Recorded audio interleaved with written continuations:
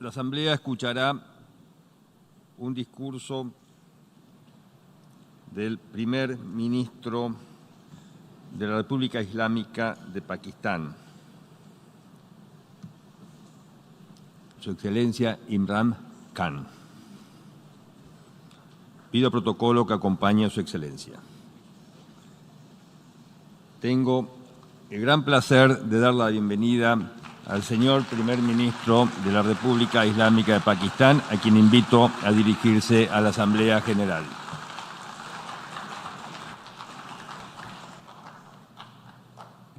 Bismillah ar-Rahman ar-Rahim. Iyyaka na'budu wa iyyaka nasta'in. Mr. President, Honorable Secretary General, Excellencies, ladies and gentlemen, I feel honored today to represent my country at this forum of world leaders, where we have a chance to discuss problems that the world is facing. I want to talk about a lot of problems, but just 4 today. And I especially came to this forum despite a difficult time in my country, facing challenges. I would not have come, but because I feel that there are some very urgent problems which the world must address. So first of all, I start with climate change. So many leaders have talked about climate change. But Mr. President, I feel that there is a lack of seriousness. Perhaps world leaders some of the leaders who can do a lot, do not realize the urgency of the situation. We have a lot of ideas, but as someone said, ideas without funding is mere hallucination. Pakistan, I'll give you start with my own country. Our country is amongst the top 10 nations in the world which are most affected by climate change. We depend upon our rivers. We are mainly an agricultural country. And 80% of the water in our rivers comes from our glaciers. The glaciers, not just on the Pakistani side, even India. The river, the 80% of the water in Ganges and the Indian rivers also comes from the glaciers, from the Himalayan glaciers, Karakoram, Hindu Kush. And these glaciers are melting at quite a rapid pace. We detected already 5,000 glacial lakes in our mountains. And if this keeps going, if nothing is done, we are scared that humans are facing a huge catastrophe. In my country, when my party came to power in the province of KP, we planted 1 billion trees in 5 years. Now we've set ourselves a target of 10 billion trees in Pakistan. Idea being to counter the effects of global warming. But one country cannot do anything. This has to be a combined effort of the world. My optimism comes from the fact that humans, the Almighty has endowed humans with great powers. We can do anything, provided our survival instinct is stirred up. And this is really what I hope that the United Nations will take a lead in this. There must be more emphasis. Richer countries must be pushed. Countries that are responsible for greenhouse gas emissions. They must be pushed because our country contributes minuscule amount to greenhouse gases. So I feel that the United Nations must take leadership in this. My second issue for me right now is even more critical. Mr. President, every year, billions of dollars leave the poorer countries and go towards rich countries. Billions of dollars siphoned off by the ruling elites of the developing world. And they find their way into Western bank accounts, offshore accounts, tax havens, expensive properties hidden behind companies bought in Western capitals. Mr. President, this is devastating the developing world. This is causing more poverty, deaths. It's impoverishing the developing world. The difference between rich and poor countries is growing because of this. Money laundering, which happens because money leaves the poorer countries into rich countries, is not treated the same as, for instance, money from drugs or terror financing. The seriousness which terror financing and money from drugs, the way it is treated, it's not the same. The way the poor countries are being plundered by their elites. It's not happening. In my country, when I took charge of our government a year back, in the 10 years preceding that, our total debt went up 4 times. The debt we had accumulated in 60 years, just in 10 years, it went up 4 times. As a result, the total revenue we collected in 1 year, half of it went into debt servicing. How are we going to spend money on our human beings, 220 million people, when half the money is going into debt servicing? Because our country was plundered by the elites, the ruling elite. And easily they could get the money out. And when, Mr. President, we located properties in Western capitals bought by this money through corruption and money laundering, located the properties of these corrupt leaders, we find it so difficult to retrieve it. That money, if we retrieved that money, we could spend on our human beings. But it's so difficult. The laws protecting these criminals.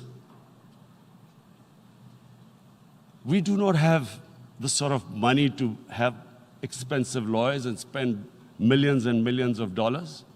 We need help from the rich countries. And Mr. President, it's critical.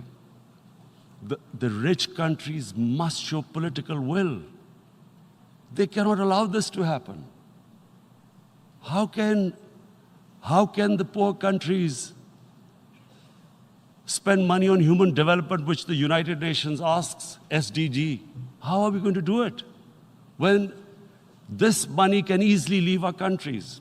So, unless the rich countries intend to build walls to stop economic refugees coming as we see right now, they must take action. They must take action now. It must be a deterrent. Corrupt ruling elites should not be able to take money out easily and park it into foreign bank accounts and into these properties abroad. And I never understand why. Why do we have these tax havens? Why is this allowed? Why shouldn't rich people pay taxes? Why is it legal to have these tax havens where you have these secret accounts? Because, the world is changing. The population of the world is growing. Sooner or later, you're going to have a crisis if the poor get poorer and the rich get richer. there is going to be a crisis sooner or later. So this is my second point. I hope that the United Nations takes a lead in this. It involves the IMF, the World Bank, Asian Development Bank. They must find a way of stopping this plunder of the developing world.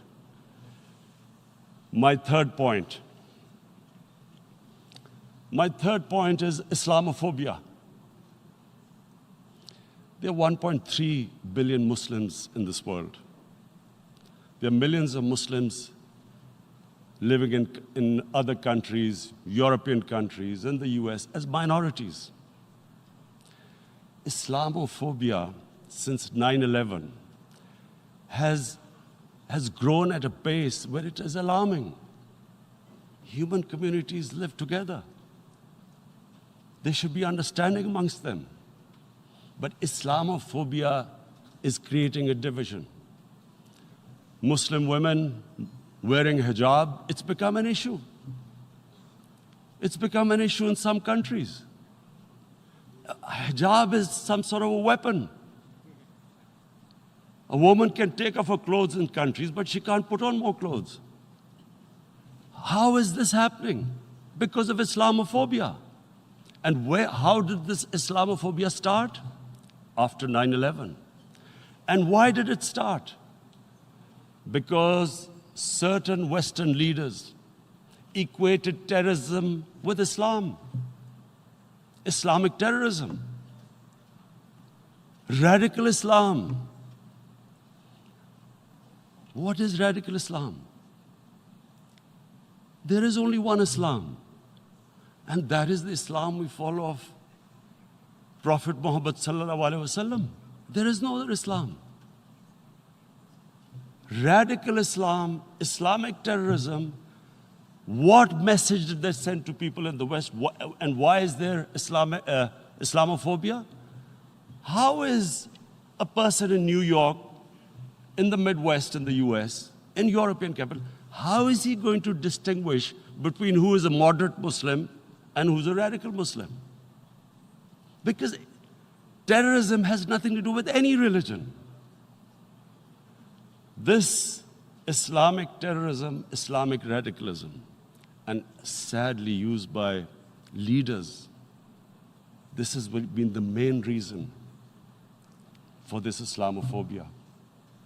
And it has caused pain amongst Muslims. We in Muslim countries watch this Islamophobia traveling abroad, and it's getting worse.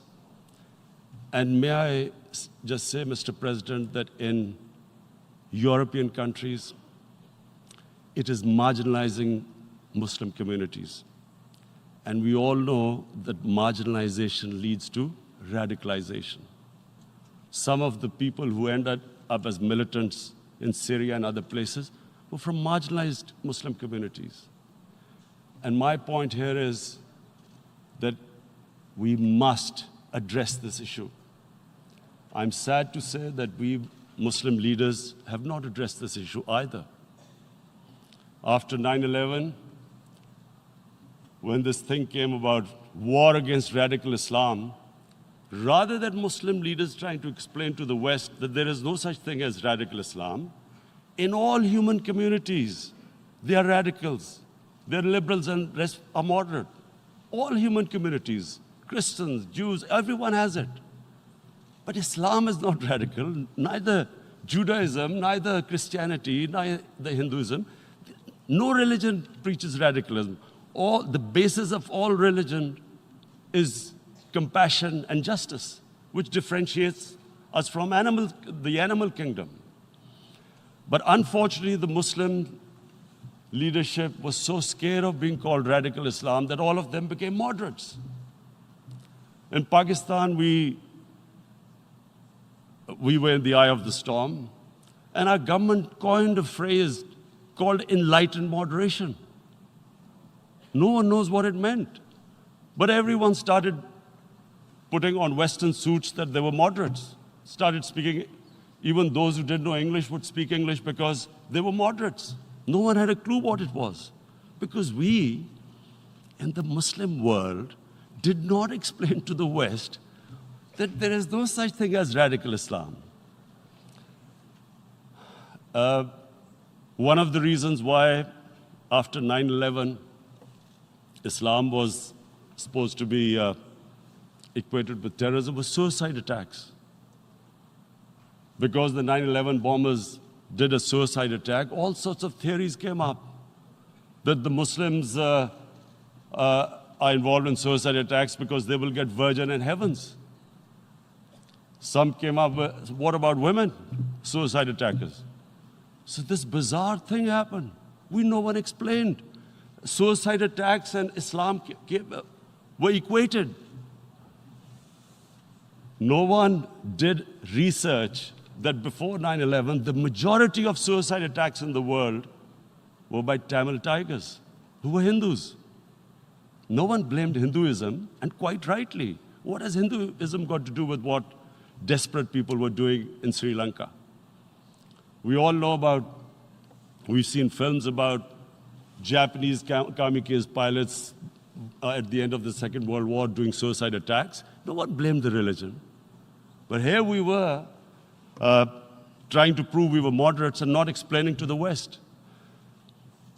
But the most important thing I wanted to say here today, in explaining this Islamophobia, Mr. President, and I feel it's very important because I've spent, because of I played professional sport in England, I spent a lot of time there.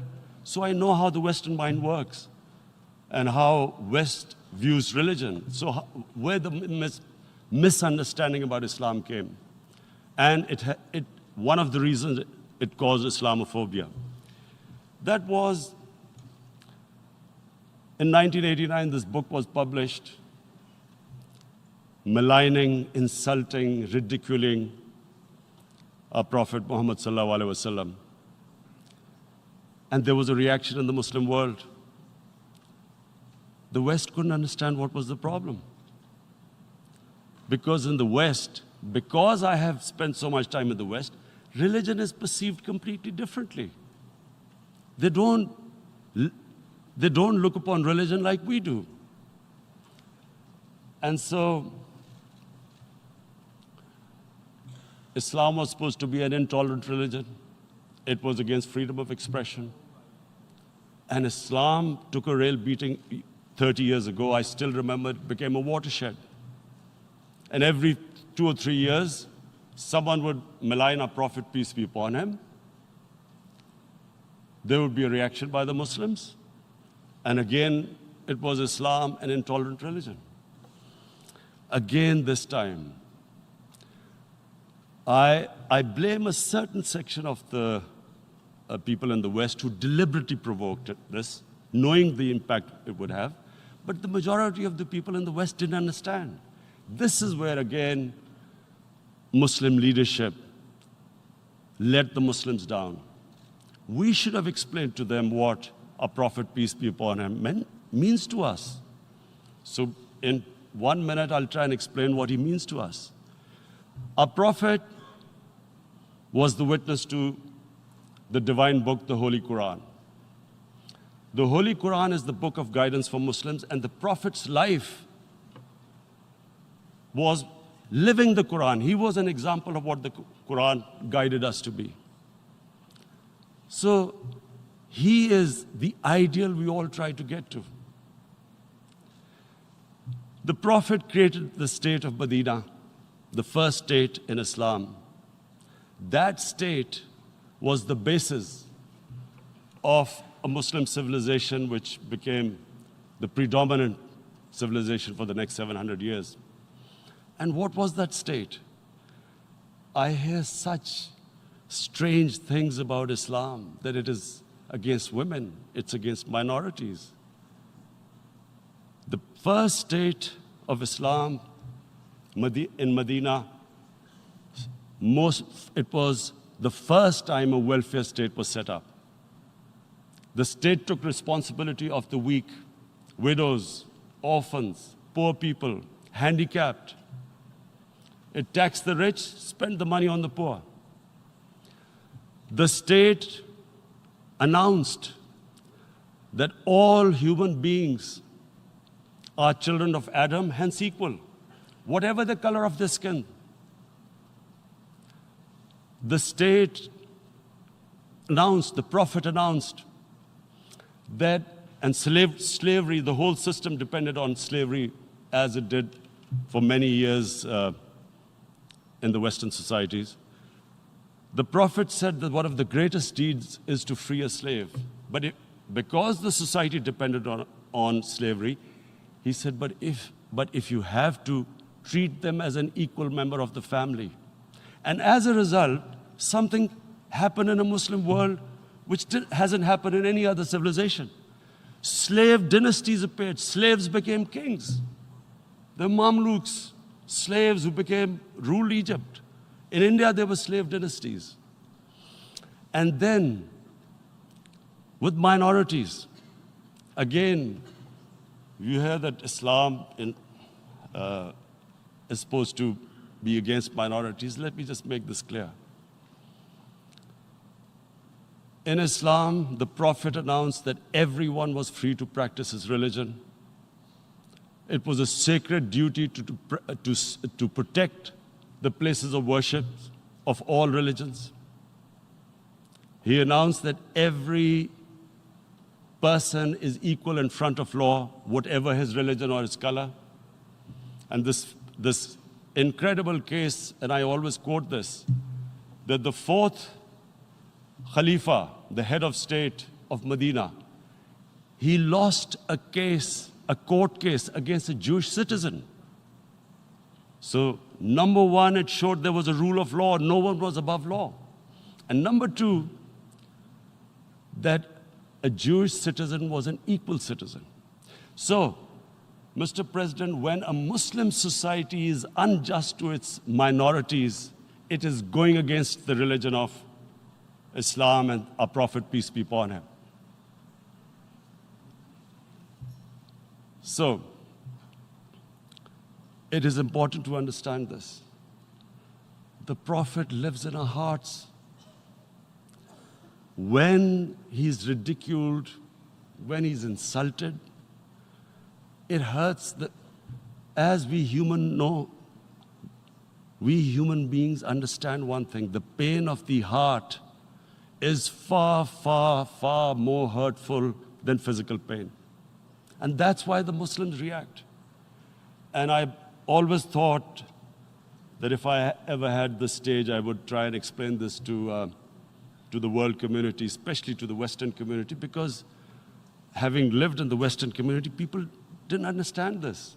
When I first went as a teenager to England, there was a comedy film on Jesus Christ.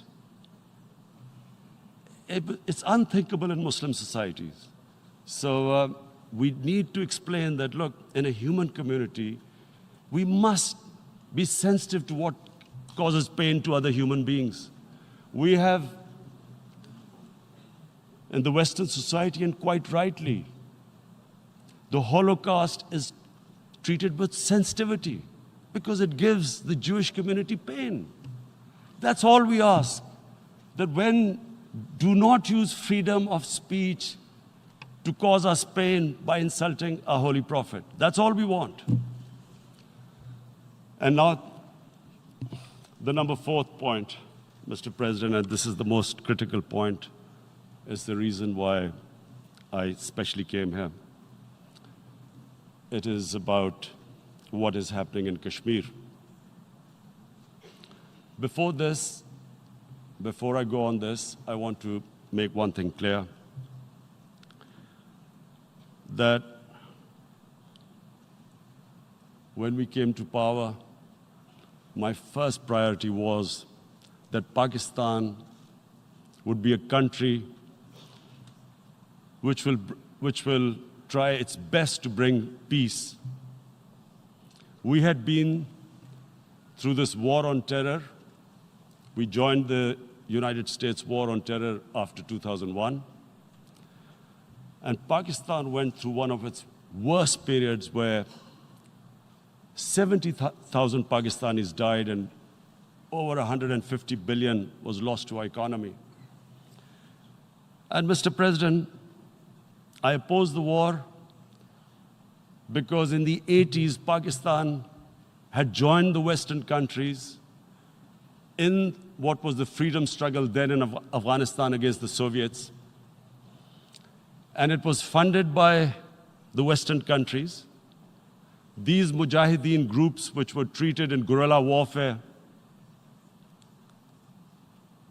were trained by Pakistan Army, funded by the Western countries, and especially US, and they waged what was a freedom struggle in Afghanistan.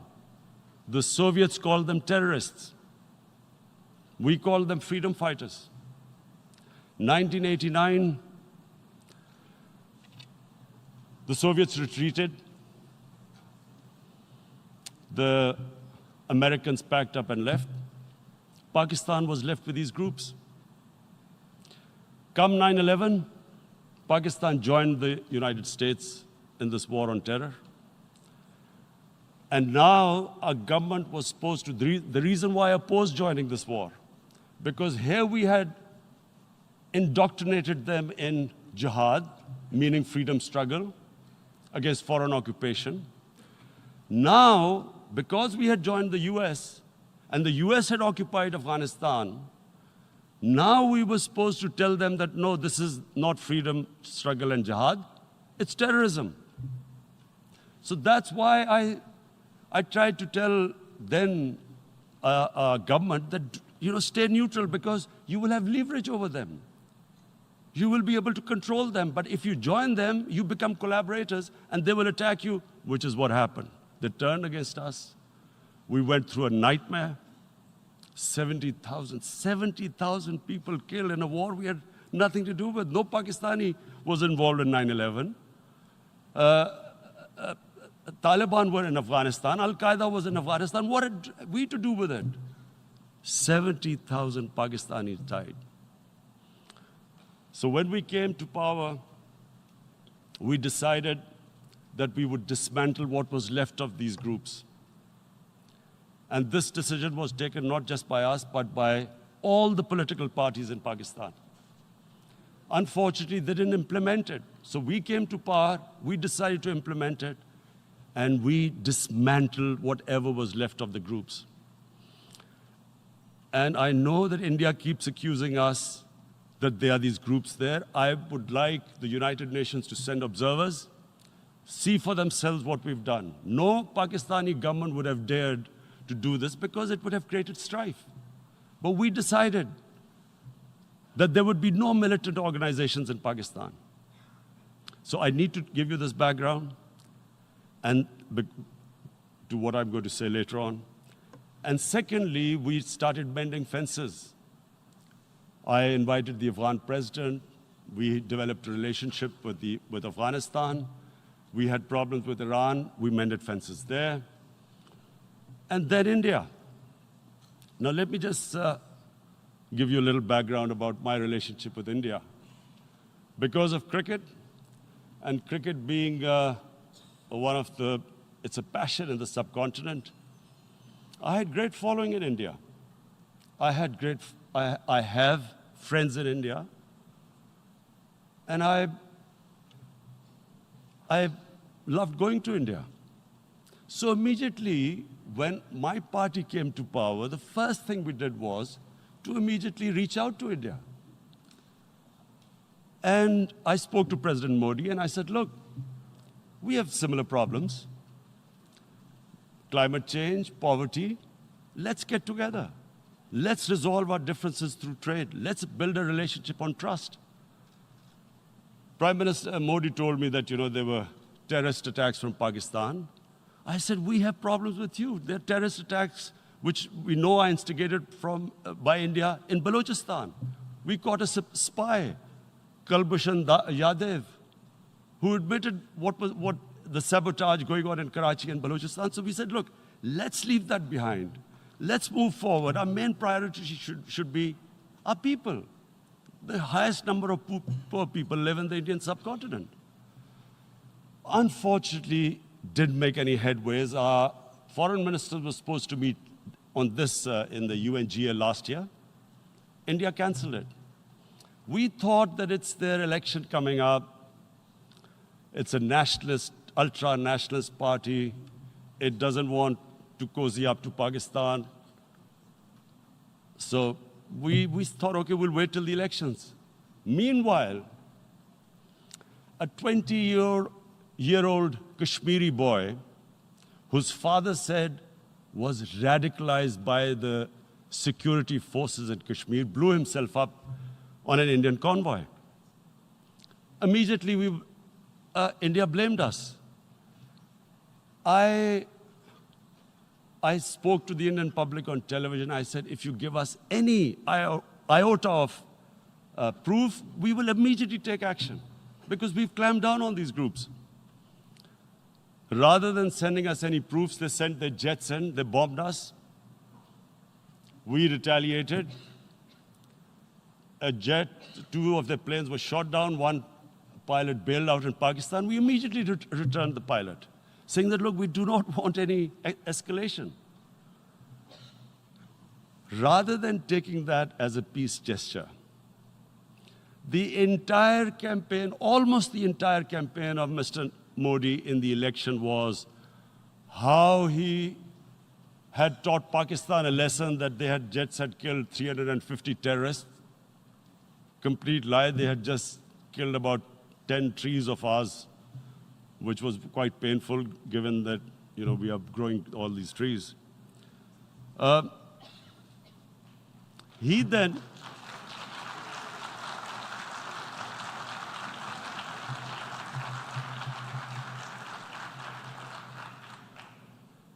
the election campaign, Mr. Modi used words like, this is just a trailer.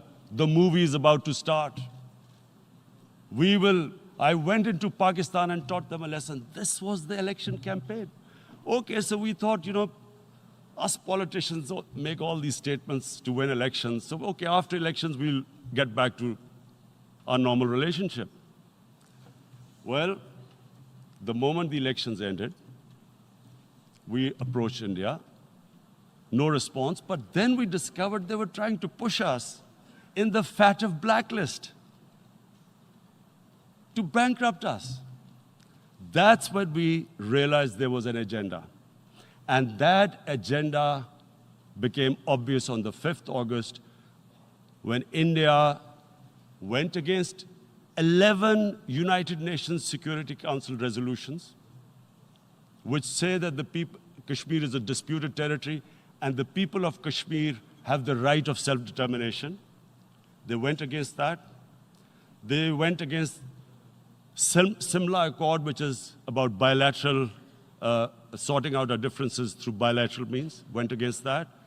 They actually went against the Indian Constitution. Illegally, they revoked Article 370, which gave Kashmir the special status. They got an extra 180,000 troops there. Total number of security forces in Kashmir now are 900,000. And they put 8 million people of Kashmir under curfew.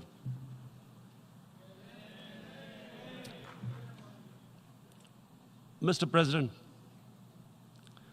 now I just briefly want to make the people understand, how can anyone do something like this? And for that, I have to explain to you what is RSS. RSS, Mr. Narendra Modi is a life member of RSS. RSS was an organization that was inspired by Adolf Hitler and Mussolini, came about in 1925. They believed in racial purity, racial superiority. They also believed they were an Aryan race like the Nazi believed they were an Aryan race. All that I'm saying can be verified. This is the time of information revolution. You can Google all this, what I'm saying. But it is very important for me to explain this to you so you know what is happening in India. This RSS believed in the ethnic cleansing of Muslims from India.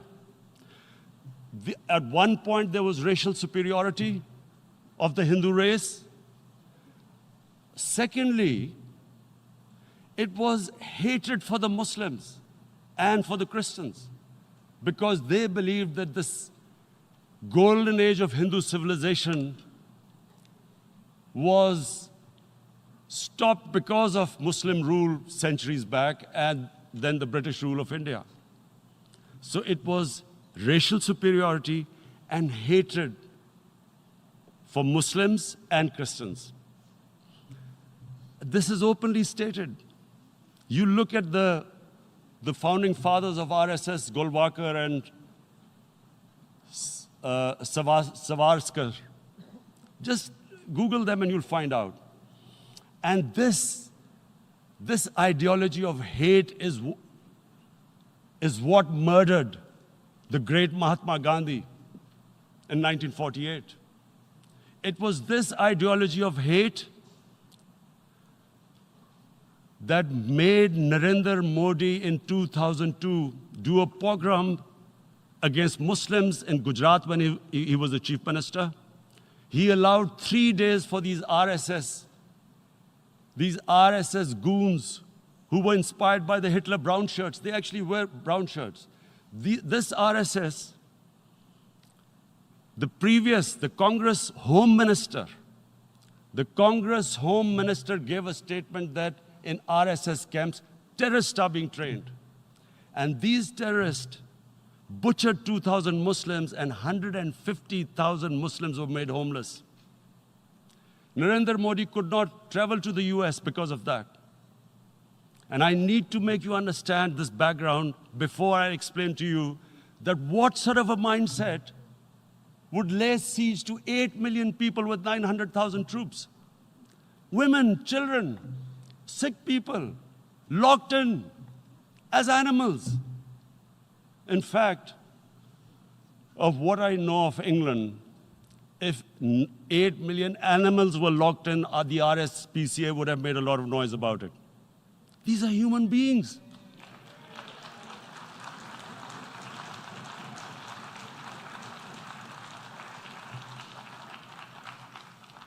And Mr. President, what comes with racial superiority, these illusions of Aryan superior race, is arrogance.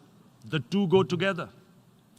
And it's arrogance that makes people make mistakes and do stupid things.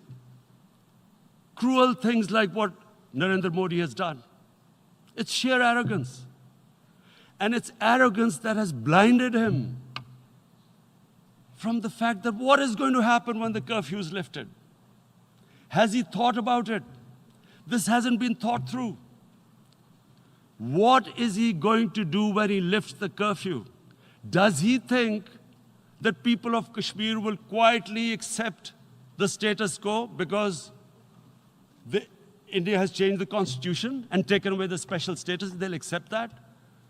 Mr. President, 100,000 Kashmiris have died in the past 30 years because they were denied the right given by the United Nations, the right for self-determination. 100,000 have died and 11,000 women have been raped. There are 2 human rights, United Nations human rights reports on this. The world hasn't done anything because India is a huge market, 1.2 billion people. Sadly, the material prevails over the human. But this has serious consequences. Again, I repeat, that's why I'm here. Look, what is going to happen when the curfew is lifted will be a bloodbath. The people will come out. There are 900,000 troops there. They haven't come to, as Narendra Modi says, he's done this for prosperity of Kashmir. This is supposed to be for the development. These 900,000 troops, what are they going to do when they come out? There'll be a bloodbath. Has he thought it through what happens then? Mr. President, has anyone thought that what happens when there is a bloodbath? What do you think the impact will have on people of Kashmir? What do you think they will think? The way they have been boxed in their houses, treated like worse than animals, no rights. Thousands of all the political leadership has been arrested, taken out of Kashmir. Even those Kashmiri leaders who were pro-India have been taken out. 13,000 boys have been picked up and taken to God knows which destinations. So what do they think? What will the people of Kashmir do when they lift the curfew? They will be out in the streets. And what will these soldiers do? They will shoot them. They've already used pellet guns, blinded young boys. In the last 6 years, the 5 years, the oppression that has gone on in Kashmir. And so, Kashmiris will be further radicalized. Mr. President, there will be another Pulwama. And guess what? India will blame us. They're already blaming us. They're saying all this is happening because of Pakistan. One of their defense ministers said, there are 500 terrorists lined up on the border to go in. Why would Pakistan send 500 terrorists when there are 900,000 troops? What impact are they going to make? What will they do? And why would? Don't we know that the moment there is some terrorist attack, all that will happen is there'll be further cruelty and oppression of the people of Kashmir. We will just give the 900,000 troops to further crush the people of Kashmir. And then we'll give the Indian government an excuse that, look, Pakistan is a terrorist state, and this mantra that has gone on, Islamic terrorism. The moment you use this catchword, Islamic terrorism, the whole world turns away. No one talks about human rights. You can do whatever you want, which is what has happened in Kashmir, because they keep using this word, Islamic terrorism. And this is what they're doing right now. What do we benefit from further increasing the cruelty on the people of Kashmir? And why would we want this? But there is no other narrative left for India. As when they lift the curfew, whatever happens, Pakistan will be blamed, and there is always a danger of another Pulwama. They might come and bomb us again, and then another cycle might start. And what does Narendra Modi think? That 180 million Muslims of India are thinking right now. Aren't they watching these Kashmiris stuck inside for 55 days they've been stuck in? Aren't they watching? What do you think? Don't you think that the Muslims will be radicalized in India? And I'm talking about 180 million people. And when they get radicalized, there will be some incident in India somewhere down the line. Again, we will be blamed. And I'm warning you right now, again, we will be blamed. And Mr. President, what about 1.3 billion Muslims who are watching this? And they know that it is only happening in Kashmir because they're Kashmiri Muslims. This is not happening to Kashmiri Hindus. They know that this is happening because of their religion. So what do you think they will be thinking? What do you think the Jewish community would think if there were, forget 8,000 Jews stuck like this? What do you think Europeans would think? What do we think? I mean, any human community, if their members are stuck like that, what do you think they will think? Are we a children of a lesser God? Is it not going to cause us pain? And then I'll tell you what will happen.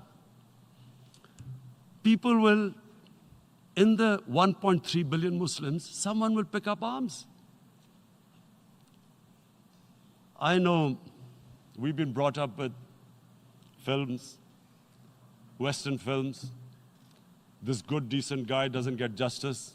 he decides to pick up a gun and start seeking justice. There was a film made in New York, famous film called Death Wish. This guy gets mugged by and his family, his wife gets killed or something. He can't get justice. He picks up a gun and he goes around shooting muggers. And the whole cinema cheers him on. So what do you think the Muslims are thinking right now? If there is a bloodbath, there will be Muslims becoming radicals, not because of Islam, but because of what they will see, that there's no justice when it comes to Muslims. There were Rohingya Muslims, Myanmar, who are, God knows, almost 1 million people out, ethnic cleansing. What was the response of the world community? So what do you think will be the response of 1.3 billion Muslims? I picture myself. I'm in Kashmir.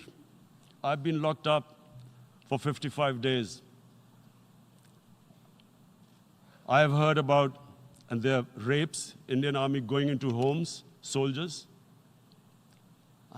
Would I want to live this humiliation? Would I want to live like that? I would pick up a gun. You're forcing people. You are forcing people into radicalization. When people lose the will to live, what is there to live for? And this is what, if you can do this to human beings, you are actually radicalizing people. And so, Mr. President, I want to repeat here, this is one of the most critical times. There will be a reaction to this. Pakistan will be blamed. 2 nuclear-armed countries will come face to face like we came in February. And before we head in that direction, the United Nations has a responsibility. This is why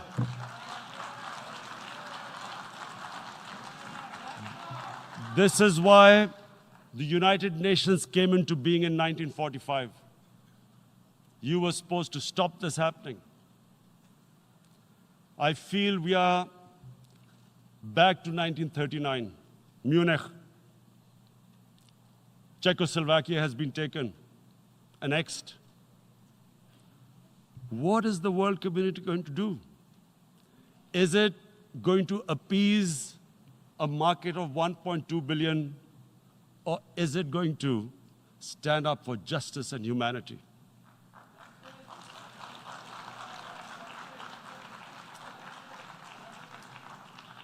If this goes wrong, you hope for the best, but be prepared for the worst. If a conventional war starts between the 2 countries, Mr. President, if a conventional war starts, and anything could happen, but supposing a country 7 times smaller than its neighbor is faced with the choice, either you surrender or you fight for your freedom till death, what will we do? I ask myself this question. And my belief is, La ilaha illallah, there is no God but one. And we will fight. And when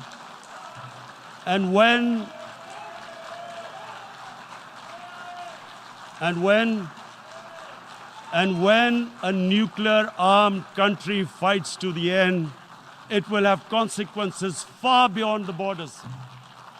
It will have consequences for the world, which is why I repeat I'm here.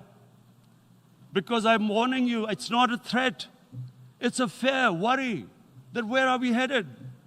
And I've come here to tell the UN, you've got to, this is a test for the United Nations. You are the one who guaranteed the people of Kashmir the right of self-determination. They are suffering because of that. And this is the time. This is the time not to appease like in 1939 appeasement took place. This is the time to take action. And number 1 action must be that India must lift this inhuman curfew, which has lasted for 55 days. It must free all political prisoners, and especially those 13,000 boys that have been picked up. Parents don't know where they've disappeared. And then the world community must give the people of Kashmir their right of self-determination. Thank you.